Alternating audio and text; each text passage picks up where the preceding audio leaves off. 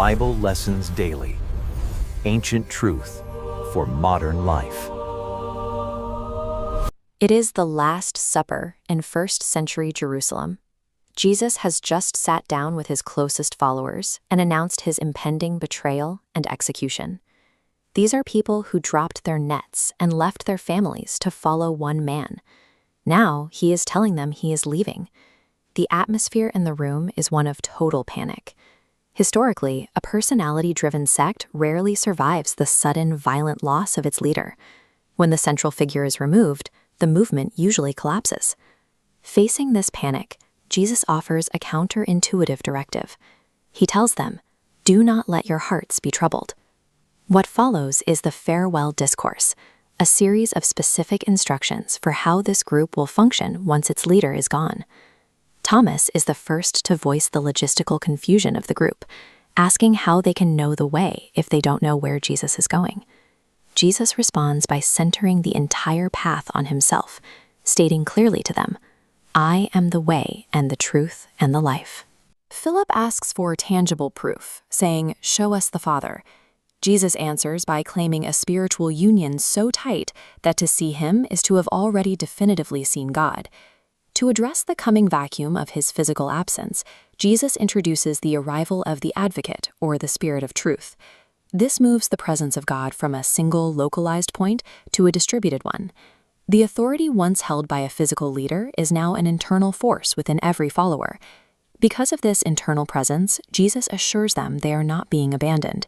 "I will not leave you as orphans," he promises. "I will come to you." He frames his departure as the catalyst that allows the group to access a power they couldn't reach while he was physically with them. Jesus then uses an agricultural metaphor to dictate how the group must grow in his absence. He defines the roles clearly. Jesus is the central vine, God the gardener, and the disciples the branches. The gardener severs branches bearing no fruit and trims back fruitful ones. This pressure forces those branches to produce more next season. The metaphor emphasizes that the branches have no life of their own. Any branch that detaches from the vine immediately withers and is eventually burned. This means survival and impact depend entirely on staying connected to the source. Once a follower tries to produce results through their own independent, isolated effort, they quickly lose their ability to function. Jesus hands the group a single, non-negotiable command: love each other as he has loved them. He defines this as the willingness to lay down one's life for a friend. He immediately balances this internal standard with a warning about the outside world. He tells them the world will hate them, just as it hated him first.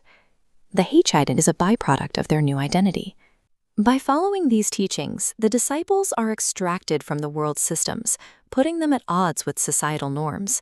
In this hostile environment, radical love acts as a unifying armor. It keeps the group from fracturing under the pressure of outside persecution. As the night nears its end, Jesus changes the status of his followers. He tells them he no longer calls them servants. A master hides his intentions from a servant, but Jesus has shared his full purpose and knowledge with this group. He now calls them friends. He explains that the purpose of all these instructions is to ensure that his joy remains in them and that their own joy might be complete. He leaves them with a specific kind of peace. It isn't a promise that they will avoid trauma, but an internal stability that the world cannot provide or take away.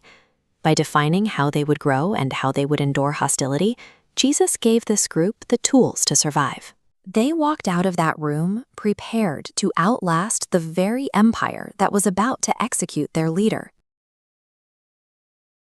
What lesson spoke to your heart today? Tell us in the comments, and subscribe for daily Bible wisdom.